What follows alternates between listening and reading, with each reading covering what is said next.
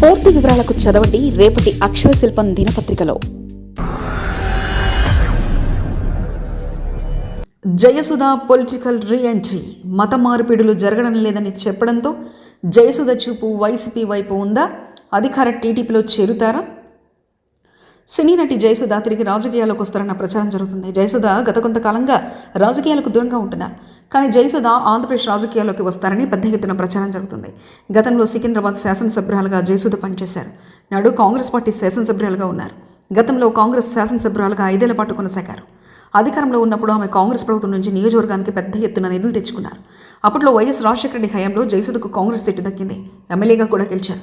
5 ఏళ్ల పాటు కాంగ్రెస్లో కొనసాగిన జయసుధ తర్వాత ఏ పార్టీలోనూ చేరలేదు. కాంగ్రెస్, వైసీపీ, బీజేపీలో చేరిన జయసుధ ఇప్పుడు ఏ పార్టీలో చేరున్నారనేది మాత్రం తెలియరాలేదు.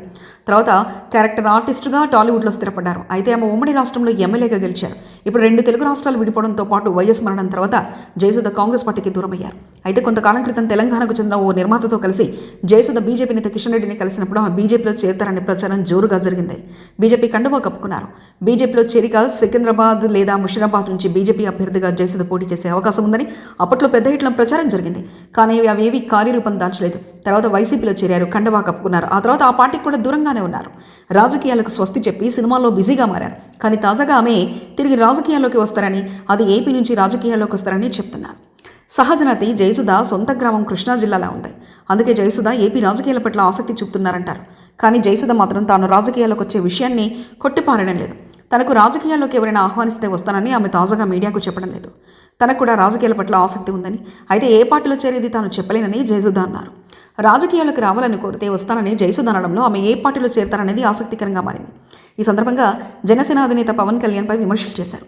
పవన్ కొబ్బరి తోటలు ఎండిపోవడానికి తెలంగాణ దిష్టి వ్యాఖ్యలను తప్పుపట్టారు.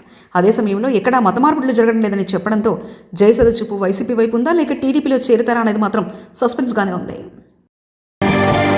మరిన్ని కథనాల కోసం సబ్స్క్రైబ్ చేసుకోండి మీ అక్షర శిల్పం. పూర్తి వివరాలకు చదవండి రేపటి అక్షర శిల్పం దినపత్రికలో.